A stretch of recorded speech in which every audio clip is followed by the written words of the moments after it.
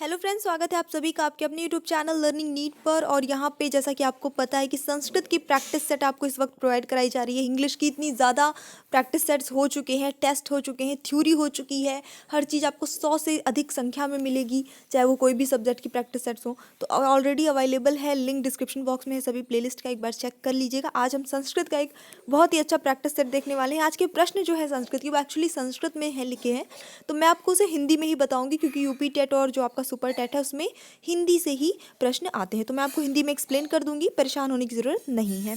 चलिए शुरू करते हैं आज का सेशन। तो आज का पहला प्रश्न है, ऊ जो स्वर है उसका उच्चारण स्थान क्या है? कंठ, तालु, मूर्धा, ओष्ठो। थोड़ा सा यहाँ पे ब्लर है, आगे सही रहेगा।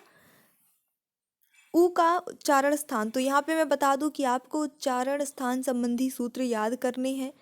किस वर्ण का उच्चारण स्थान क्या है ये आपको हिंदी में भी पूछा जाएगा और संस्कृत में भी, तो इसको अच्छे से याद कर लीजिएगा।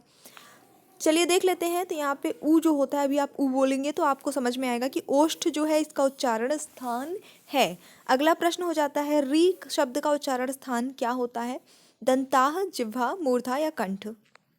री, री से ऋषि। ओके, बिल्कुल जितने भी लोगों ने मूर्धा गेस किया है सही उत्तर है। री का उच्चारण स्थान जो है वो मूर्धा होता है। अगले प्रश्न पे आते हैं। यहाँ पे च का पूछा है। आज उच्चारण स्थान से कुछ ज़्यादा ही आपको प्रश्न मिल रहे हैं।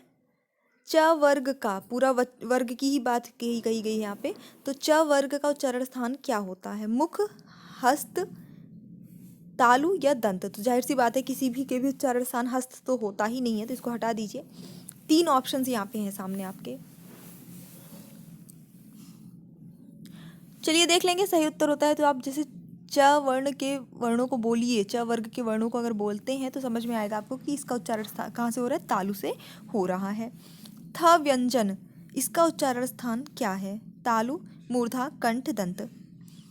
अब इसमें आप एक एक वर्ण का नहीं याद करते तो वर्ग के अनुसार याद कर लेते। जैसे थ कौन से वर्ग में आता है आप ये पहले ध्यान दीजिए, फिर उस वर्ग का, पूरे वर्ग का उच्चारण स्थान क्या है ये आप देख सकते हैं। मैंने पढ़ाया हुआ है, सभी सूत्र पढ़ाए हैं, समझाया है।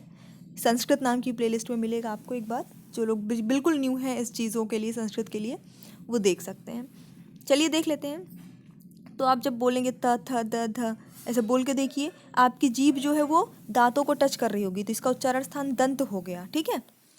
नायकः में संधि विच्छेद आप करेंगे नायकः का, तो क्या बनेगा? ने धन अकः, नै धन अकः, नो धन अकः, नौ धन अकः।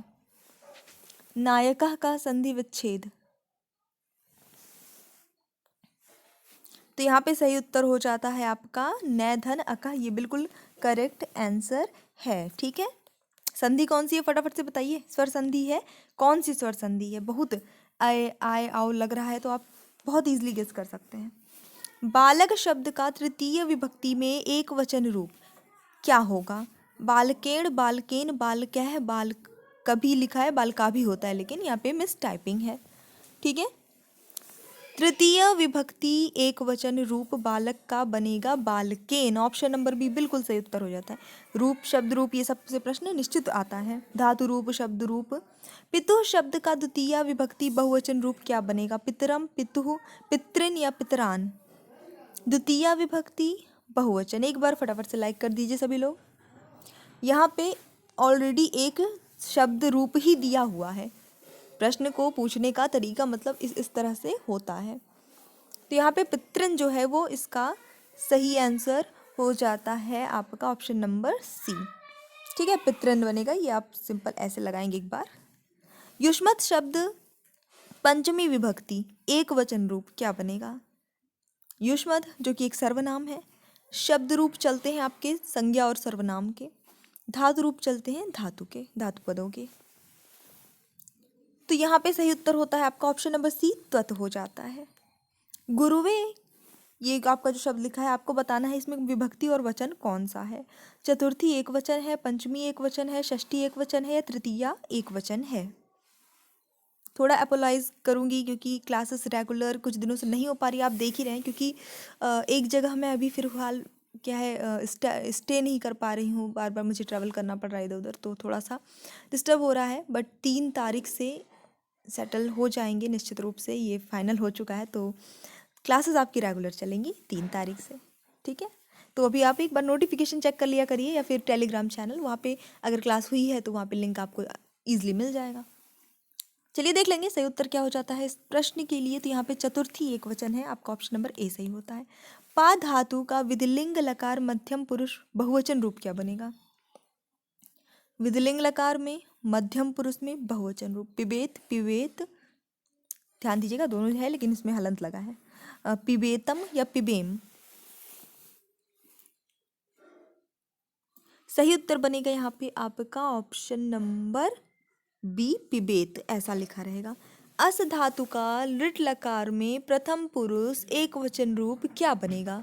अस्ति, भवति, भविष्यति, भविष्यन्ति। देखिए ये तो हमें पता है लिट लकार है, ठीक है, मतलब भविष्य काल का है। और जहाँ पे भविष्य काल होता है तो वहाँ पे श वाला ऐसे ये चीज़ ऐड हो जाती है, लाइक ये चीज़ ऐड हो जाएगी बेसिकली, ठीक है। तो भवती तो होगा नहीं, है ना, आधा स या जुड़ा होना चाहिए बेसिकली। तो ये तो आपका वैसे भी कैंसिल हो, भवती सीधे सीधे लिखा हुआ है। बेसिकली आपके पास दो ऑप्शंस हैं, भविष्यति, भविष्यन्ति। एक वचन पूछा है, भविष्यन्ति तो बहुवचन हो जाता है, तो यहाँ पे आपका सी वाला ऑप्शन सही होगा। चलिए आ जाते हैं इसी के साथ अगले प्रश्न पर। दृश्य धातु लट लकार में प्रथम पुरुष में बहुवचन रूप क्या बनेगा? द्रक्ष्यति, द्रक्ष्यन्ति, पश्यति, पश्यन्ति। सिंपल पूछा है, लट लकार पूछा है, ठीक है, कुछ भी एक्स्ट्रा नहीं करना है। दृश्य का हमेशा पश्य चलता है, आपको ये भी पता है बेसिकली। तो अब क्या करना है आपको? प्रथम पुरुष बहुवचन रूप जो बनता है वही बता देना है। हिंट कर दिया मैंने, ऑप्शन नंबर डी बिल्कुल सभी का सही, ऑप्शन नंबर डी सभी ने सही गेस किया। एक वचन पूछता तो पश्यति लगाते, बहुवचन पूछा तो पश्यन्ति हो गया। कथितः, इसमें आपको बताना है धातु और प्रत्यय क्या है। धातु कौन है, प्रत्यय क्या है, ठीक है। कथितः में धातु और प्रत्यय अलग अलग बताना है। तो यहाँ पे कथ धातु के साथ क्त प्रत्यय लगा हुआ है, ऑप्शन नंबर ए बिल्कुल सही है इस प्रश्न के लिए। देखिए प्रत्यय एक ऐसा टॉपिक है जिससे प्रश्न हमेशा आया है और निश्चित रूप से आएगा। और संस्कृत का प्रत्यय जो है वो थोड़ा सा कठिन हो जाता है, क्योंकि वो भाई अलग अलग रूप में अलग अलग चलता है। उसका हिंदी के जैसा नहीं होता कि जैसा दिख रहा है वैसा ही लग जाएगा, उसमें कुछ शेष बचता है, कुछ लोप हो जाता है। तो ये सारी चीज़ें हैं, प्रत्यय थोड़ा आपको डीपली पढ़ना पड़ेगा। छात्रेषु मोहनः पटुतमः, यहाँ पे पटुतमः में क्या प्रत्यय प्रयुक्त हुआ है? तव्यत, अनियर, तमप या फिर कत्वा। पटुतमः में तो यहाँ पे प्रत्यय प्रयुक्त हुआ है तमप। कौन सा? ऑप्शन नंबर सी, तमप प्रत्यय प्रयुक्त हुआ है, ठीक है। अगला प्रश्न है मया पाठः पठनीयः। तो पठनीय में कौन सा प्रत्यय है? इतना प्रसिद्ध ये शब्द है प्रत्यय का, पठनीय, बहुत प्रसिद्ध है और इसका ये आसान भी है। तो यहाँ पे सही उत्तर अनियर प्रत्यय प्रयुक्त होता है। अनियर में अनियर शेष बचता है, र नहीं बचता है, ठीक है। प्रायेण उत्तर पदार्थ प्रधानः भवति। उत्तर पद प्रधान होता है कौन से समास में? अव्ययी भाव, तत्पुरुष, बहुब्रीहि या फिर कर्मधाराय। मिसटाइपिंग है ये, ठीक है, ध्यान दीजिएगा, कर्मधारण नहीं होता है कुछ भी। उत्तर पद प्रधान होता है कर्मधाराय में, ऑप्शन नंबर डी सही होता है। अगला प्रश्न, अधिहर यहाँ पे कौन सा समास प्रयुक्त हुआ है? तत्पुरुष, अव्ययी भाव, द्विगु या फिर बहुब्रीहि। एक दिन और मैंने बताया था आपको अधिहरी वाला, याद हो तो। सही उत्तर हो जाएगा यहाँ पे आपका अव्ययी भाव समास प्रयुक्त हुआ, अधि लगा हुआ है। राम कृष्णो अस्मिन पदे, ओके, राम कृष्णों में इसका जब हम समास विग्रह करेंगे तो क्या बनेगा? रामः च कृष्णः च, रामण, रामण नहीं होता है वैसे, लेकिन यहाँ पे लिखा हुआ है रामण च कृष्णम च, रामेण च कृष्णेन च, रामः च रामः च। राम कृष्ण यानी कि राम और कृष्ण। तो यहाँ पे उत्तर आपका ऑप्शन नंबर ए बिल्कुल सही है, रामः च कृष्णः च, सिंपल एकदम।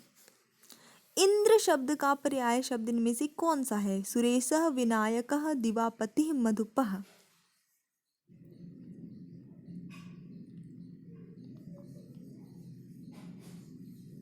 सही उत्तर होता है सुरेश, आपका ऑप्शन नंबर ए। अगला प्रश्न, बहुज्ञ का विपरीतार्थक शब्द क्या है? बहुज्ञ बहुत जानने वाला, तो कम जानने वाला उसका उल्टा हो जाएगा, अल्पज्ञ हो जाएगा। ऑप्शन नंबर बी सही होता है, अल्पज्ञ।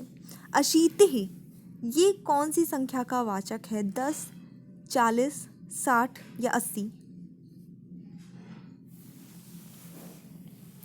उत्तर आसान है आपका, ऑप्शन नंबर डी। मैं बार बार कह रही हूँ 100 तक का याद करना है, यूपी टेट सुपर टेट दोनों के सिलेबस में है, तो 100 तक की आपको गिनतियाँ याद करनी है, याद रखनी है, खासकर जिसमें 9 आता है, 4 आता है, ये सब कुछ ज़्यादा याद करिएगा, ठीक है, ये ज़्यादा पूछा जाता है।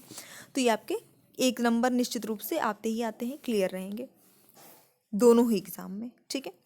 तो ये हमारा छोटा सा सेशन था और मुझे पूरी उम्मीद है आपको पसंद आया होगा। पसंद आया तो लाइक करिए, शेयर करिए, अगर आप चैनल पे नए हैं तो सब्सक्राइब भी करिएगा। 2000 वीडियो अवेलेबल है सिर्फ और सिर्फ सुपर टेट को टारगेट में रख कर, UP TET and super TET के लिए सभी सब्जेक्ट के वीडियो अवेलेबल हैं, आपके जीवन कौशल के मिल जाएंगे, कंप्यूटर रीजनिंग सारे ही सब्जेक्ट आपको यहाँ मिल जाएंगे।